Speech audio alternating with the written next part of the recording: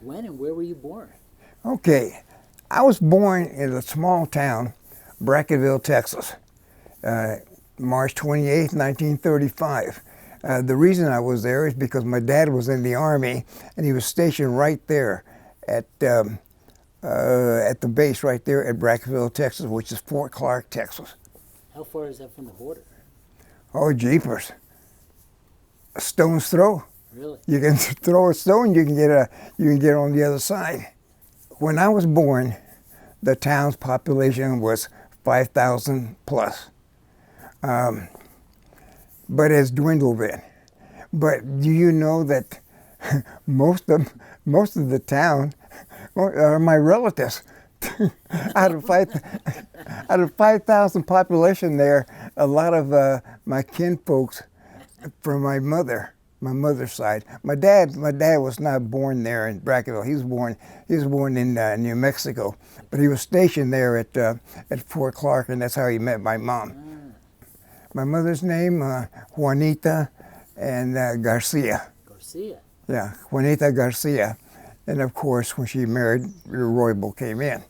But there was a lot of Garcias there, a lot of Oliveras, and they were all related to us.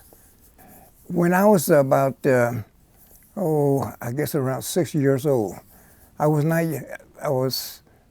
had gone to El Paso, Texas, but prior to that, yes, I couldn't speak English. I couldn't speak English until in the third grade. And the teacher, Miss Doolittle, used to tell me, she says, I remember now, she told me this, in my classroom we're going to speak English. So I learned English in the third grade. Oh my God. That must have been a struggle. It wasn't. You see, I spoke Spanish at home with my mother all the time. And my relatives, I spoke Spanish with them. So that was my main language. Yeah. That was my main language. So it wasn't hard getting around. It wasn't hard knowing that language. Yeah, but you didn't know English. You didn't know what the teacher was saying. Well, the teacher was very adamant that I would learn to speak English, and I did. And I also learned how to square dance from her too. Why don't you tell us a little bit about that? Your teacher taught you how to square dance? For recess, that's what we did. We'd go outside, and she'd take a Victrola out there, put it on the ground out there, turn it on, and taught us the moves. All right. Yes, swing your partner, spit on the wall. Memories from my childhood. There are so many.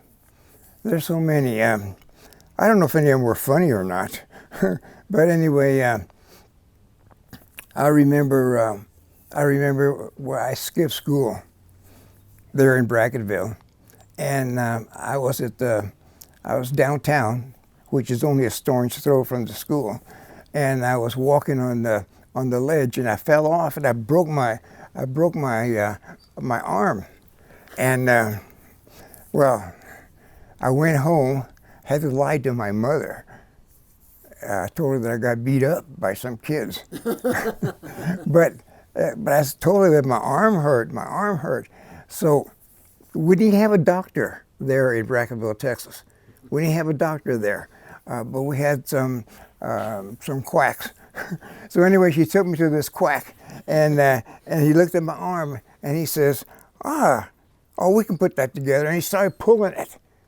He started pulling my arm. He says, it's out of joint, that's all.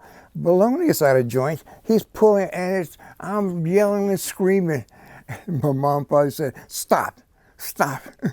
So she took me to a doctor in Del Rio, x-rayed me, and found out that my arm was broke. So they put me in a cast.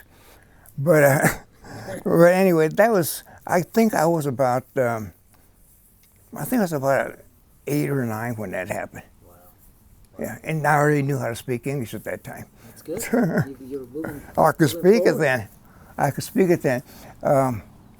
In my teen years, I remember I was about 14 years of age, and I lived there at Fort Riley, Kansas. And this buddy of mine, David Sarver,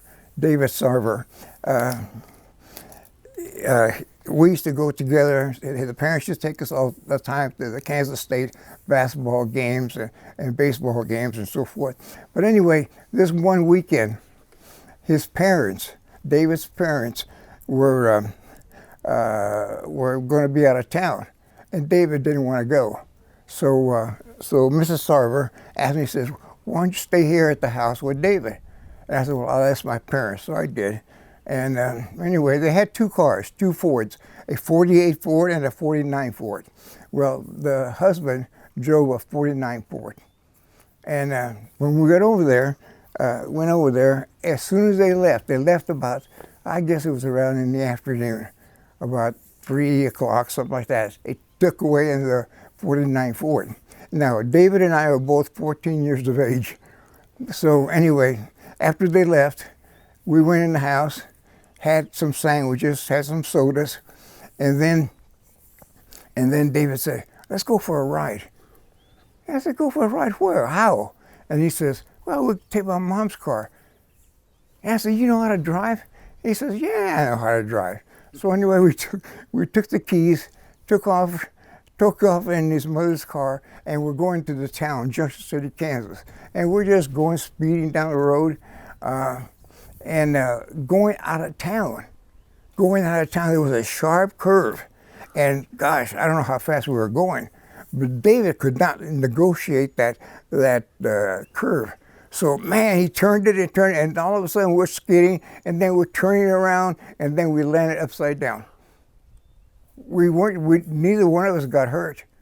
And he said, "David," he said, "John, we wrecked my mother's car." I said, "I didn't, you did." My first job was 7 years of age. 7 years. I was shining shoes. And why were you shining shoes at 7 years Fort Riley, all the soldiers are there. Yeah. I made immense shining their shoes. I charged $5 for sandals and $10 for their boots. Now their boots came up to here. So I charged 10 cents. 10 cents. 5 cents and 10 cents what I would charge. And so I did pretty good. That was my first job. And then from then on, I've been working all my life, really. I was a dishwasher. I was a cook. I was a janitor. All through high school, I always had money in my pocket because I made money all the time. I was always working. We used to go dancing every Friday and Saturday. I always had a girlfriend. Always had a girlfriend. Were you square dancing or other dancing? No, jitterbugging. Jitterbug. That's what I love to do. Jitterbug. After high school, I joined the Air Force. First of all, I tried to play basketball, but my grades were not good enough to get a scholarship, and the coach of Kansas State University told me that if I wanted to, I could go on my own to Kansas State University and play freshman ball, walk on, and then if my grades got up, maybe we could talk about a scholarship for my last 3 years. And I didn't like that. First of all, I didn't like school anyway. So, and then I also tried to try out for play baseball with the St. Louis Cardinals. Whoa. I didn't make it, but obviously. What But position anyway, I tried it. What position were you shooting for?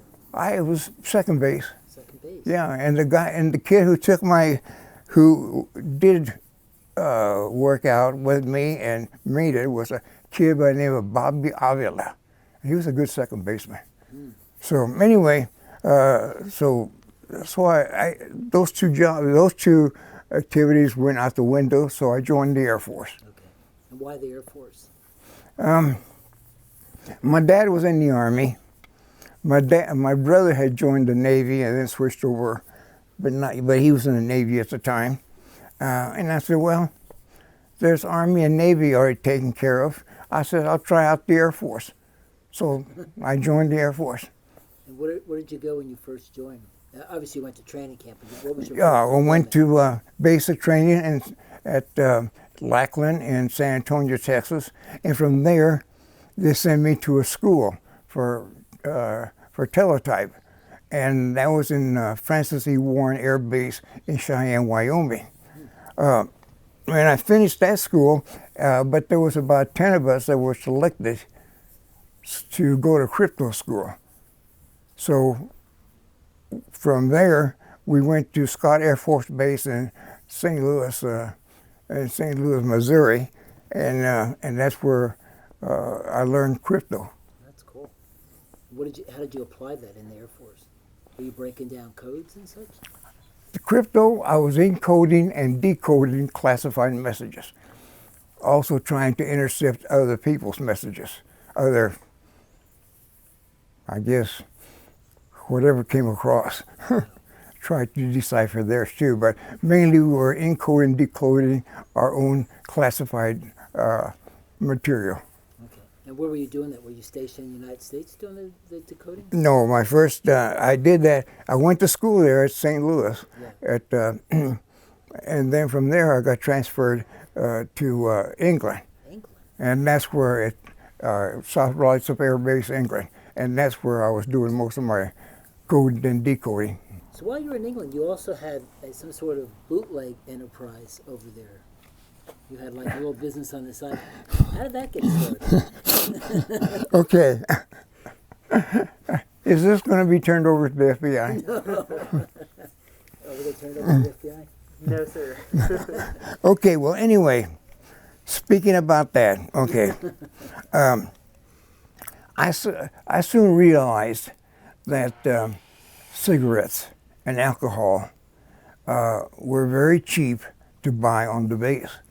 And if you bought it on the outside in England, like a pack of cigarettes would cost me like 10 cents for a pack of cigarettes.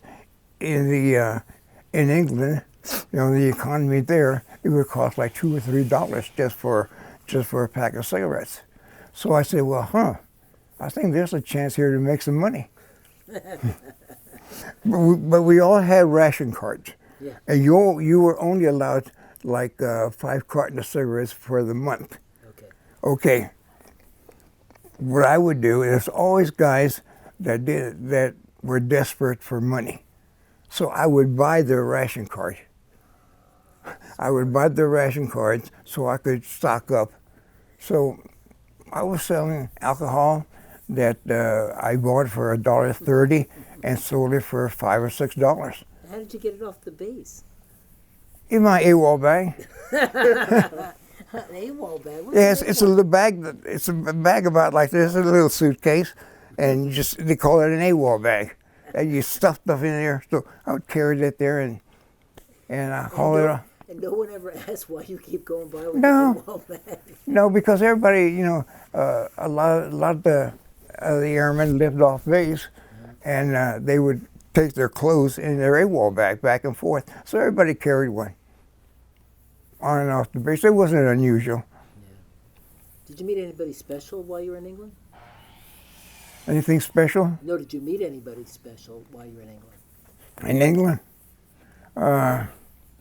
Let me think. Yeah. What about that lady Jean that was living in England? The what? Did you meet Jean in England? Yeah. Oh, well, would you Yeah. take back The first time- that last part. How did you meet? I went to a wedding. I was invited to a wedding on the groom's side because he was an airman. He was marrying an English girl. So I saw Jean there, but I didn't. I had a date with me. So I just saw her and that's it. And she saw me too. And then the next time that I saw her was at a place called Thai Farm. That was a place where we would go to dance on Friday and Saturday nights. So anyway, I met her there, danced with her, and made a date with her. Made a date with her for the next day, which was going to be Sunday. And she said, "Okay, meet me at one of the theaters there." And says, "I'll be there at I think 1 o'clock." She said. Okay, I said, oh, fine, I'll be there. So the next day I went over there. It's a Sunday. I went over there. I was there about 1:45. So I stood there and stood there and stood there. 3 o'clock comes up, no Gene. 4 o'clock comes up, still no Gene. And I'm me like a dummy, I'm still there. I'm still waiting at the theater. So at the Granada Theater. So anyway, well, she stood me up. So I went home. We're back to the base. And this buddy of mine, his name is Chet Bushnell.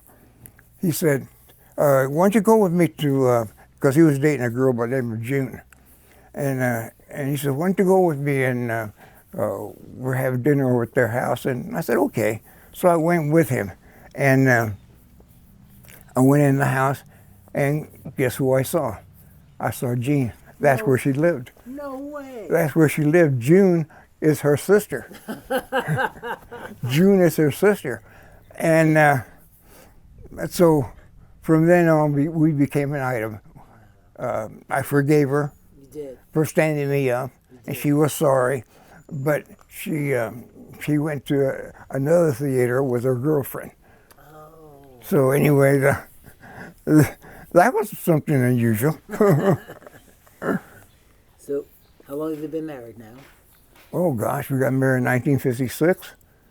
We're now what in 2019? What's that make it? 63 years? Wow. Wow. Yeah, 63 years. What's your words of wisdom? Word of wisdom is, I guess, yeah, you're right, honey.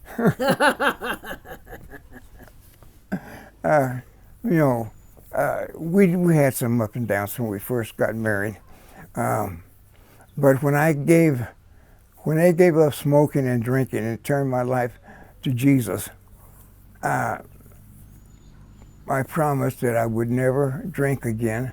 I would never, but I said, Lord, take my marriage. I said, I'm messing it up. Please take it. Because my wife, Jean, had already told me that she made a decision between God and me. And she says, I chose God, she said. And that's when I realized that I wasn't doing things right. Yeah. So anyway, when I gave my life to Jesus, I gave my marriage to Jesus. And that's what kept us going. That's awesome. I think that Jean, she was a real good mom, a real good wife, still a good wife. And she put me first in a lot of ways there at the house. And she respected me and still respects me. I think the secret to our marriage and has been loving each other. Yeah. You guys work well together. Yeah, we do. Yeah. We do. We still have our differences every now and then, but yeah. Yeah, we work good together, yes. She's not a Patriots fan, is she? No, not really. So you had 3 girls and 1 boy. Did you ever consider giving the 3rd girl back after maybe the 2nd grade or something? What's it like having 3 girls and 1 boy? Is that a house full? That was a house full, and they all came. Well, my youngest, Tammy, she was born in 1964, but before that, my last one was born was 1959. So there was a.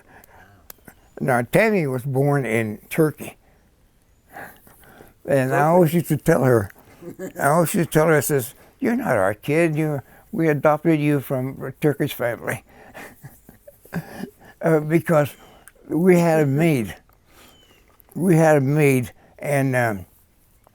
And she would teach Tammy some Turkish words. Yeah, Tammy knew a little bit of Turkish, even though Tammy was only a little baby, but Tammy is very bright. She can pick up things real fast.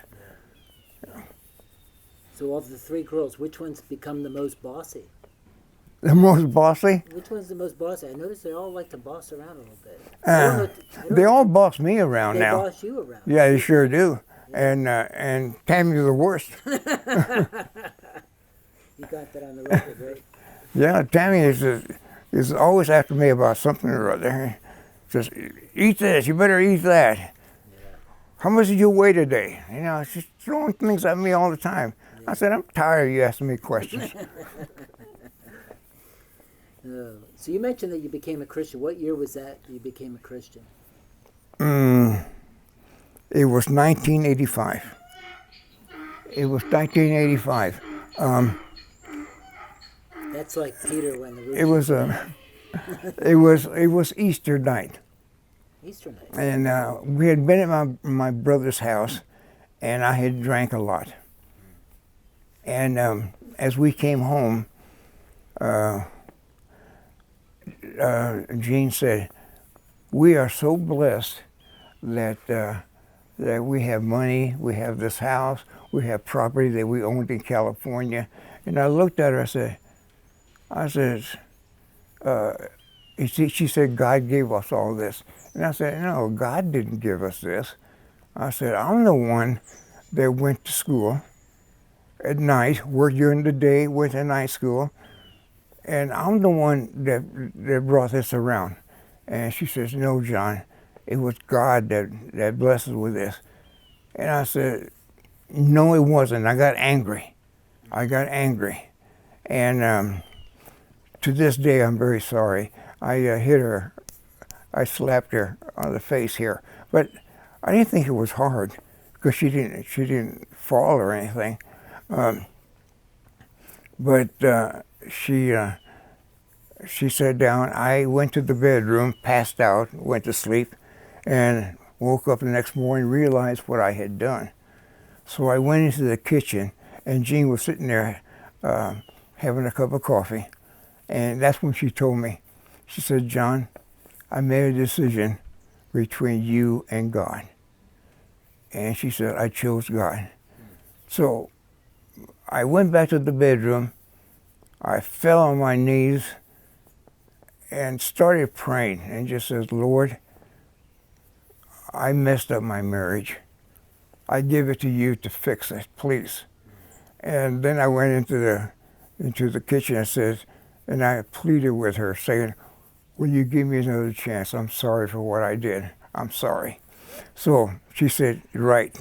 So a couple of weeks went by, and then one Sunday, as we were getting ready to go to Mass, I told Jean, I says, "You know, you're always talking about this church that's a Christian church." And I said, "Do you want to go there?" And she was very excited. She said, yes, let's go. So we took off. It was a ways down the freeway. It's in El Paso. And the name of the church was Abundant Living. And when we got in there, we got there at just about 10 minutes to 11. And walked in, and the usher greeted us. And I said, Is service over right now?" He says, "Well, this one's going to be over in a little bit." He says, "But we have another one coming right back." Oh, cool. And he said, "But go ahead, go in there and sit down." So I went in there and sat down at the very last row. Now this is a big church, and I'm at the back of the bus. I'm back there, and Jean and I were there, and I don't know what happened. The preacher was over there talking. I heard him say, if you don't know where you're going when you die." And when he said that, that's all I heard. And I just bent down like this, and all of a sudden, I wasn't there anymore. I was down there in the front. I was down there in the front, accepting Jesus into my life. How that happened, I don't know. I don't recall even walking down there. So that's when I became a Christian. It was 1985. I gave up smoking, gave up drinking. I haven't touched. I had a carton of cigarettes. I took it and threw it in the garbage can because I made a promise to God that if He fixed my marriage, never would I touch liquor again. That's awesome. So how many grandchildren do you have? Oh my Grandchildren gosh. do you have now? I think I have either 9 or 10 grandchildren. And as far as great-grandchildren, it's growing. Growing pretty fast. Thanks to this guy, huh? Yeah. Yeah. Randy has 2. My grandson in at Fort Bliss, he has 4. And Joshua has 4. Teresa has, well, they only have 1 there. Yeah. So yeah, and I have 2 grandsons in Missouri. Wow. Wow. So what sort of advice, if you could kind of project something into the future, what kind of advice would you give these great grandchildren for the future? Advice to someone. The first thing I would say is never forget the Lord God gave you life here. Never forget that. Let your path be one that is not regretful. Be the path of trying to make some of yourself. Try to make something out of yourself. If you get married, always respect your wife. That would be advice to a marriage. But the most important is always put Jesus in the first place in your heart. Yeah. So your legacy is really, the things you've talked about is God, country, and family. Not necessarily in that order. I'd probably say God, family, and country. Okay. You served your country, you've served your family, and you served God. Would you consider that your legacy going? You know,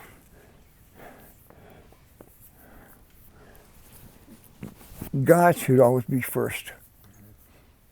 Now, family second, patriot third. And with me, I struggle sometimes with family being second and patriot being third. I don't know really which one is second. I know that I love my family. I would die for them. I also know that I would die for my country.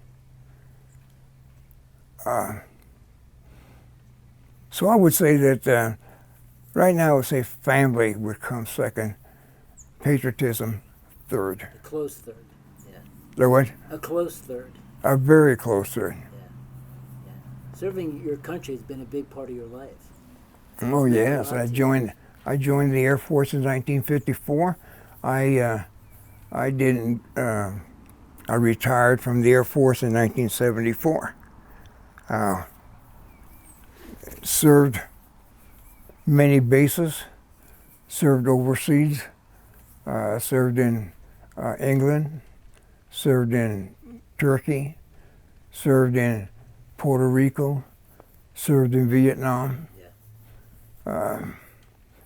Yeah, the service has been a big part of my country, yes. Vietnam probably was the hardest part, and Puerto Rico maybe the best part? Puerto Rico was very, very nice. Very nice. You had the best job, right? Maintaining the golf course or something? No. No. When I was in Puerto Rico, I was first sergeant of a squadron. Okay. So I had an office job, you might say. Awesome. And what was Vietnam like? That was pretty tough for you, right? What, Vietnam? Yeah. Vietnam was tough. I remember when I got there. As I got off the airplane, you see, back in those days, they didn't have the ramps taking you over to the gate. you just get off the airplane and you walk to the gate. So anyway, as I got off, I looked at, I got there about, it was around 3 o'clock in the morning. It was almost like daylight. And there was, the mist was kind of orange. I looked around, everything kind of looked orange. And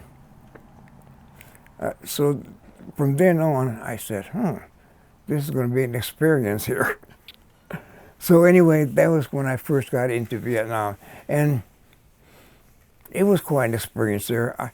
I had a chance to go back again, and my patriotism is this now that I regret. In 1974, they told me I had to go back to Vietnam. I said, okay. And when I came home and told Jane that I'd been reassigned to Vietnam, she says, John, you can't go this time. And I said, what do you mean I can't go? She says, you got 4 kids here. They need you. And then that started playing on me, the family part started playing on me. And I said, yeah, you're right. I can't leave you alone with 4 kids again. I said, I did it once. I shouldn't do it again. So I went back and told him, I said, look, I found another guy that had the same job that I did. And he had never been to Vietnam. He had the same rank as me. And he said he wanted to go to Vietnam. So I said, okay, let's trade places. I stay here and you go in my place. We both had the same, did the same job, both first sergeants. Went to personnel and told them, could we swap? And they said, no, you can't. And I said, oh, well, heck. I says, well, what can I do about not going to Vietnam? He says, well, this is 1974, you can retire. So I said, okay, I retired. And ever since then, I have thought about it, and I said to myself, I should have gone. I should have gone. That's my patriotism speaking up on me. Probably would not come back because the base where I was going to go was completely overrun. Oh my gosh. They were just the enemy just came in and took over it. So they took many captives, many killed. Maybe I would not have survived. I don't know. Maybe the Lord had something, was directing me there at that time. I hadn't met the Lord yet at that time, but like my mother, she always prayed for me. In fact, before I left for the service, she had me kneel down. My buddy and I, we both knelt down, and she prayed over both of us before we left. We were just 18, 19 years old. That's interesting. So you're coming from a legacy of faith then? Yeah, yes. Awesome. Last couple of questions here. So humor is a big part of your life as well. What is? Humor, jokes. I don't know. I just developed that in the last couple of years because every Tuesday morning at my last church, there was about 10 of us that always met for breakfast on Tuesday mornings to a different place all over, different restaurant all over town in Las Cruces, New Mexico. And one day I told them a joke, and they started laughing, and so from then on, they kept always asking me, "What do you have for us today?" So every Tuesday I had to come up with something. So I always came up with a joke. So it's only been, I guess, in the last, 6-7 years. Okay. And what's your favorite joke? My favorite joke? Your favorite joke? My favorite joke was the one about the little boy that grew up in a home that his dad was always cussing.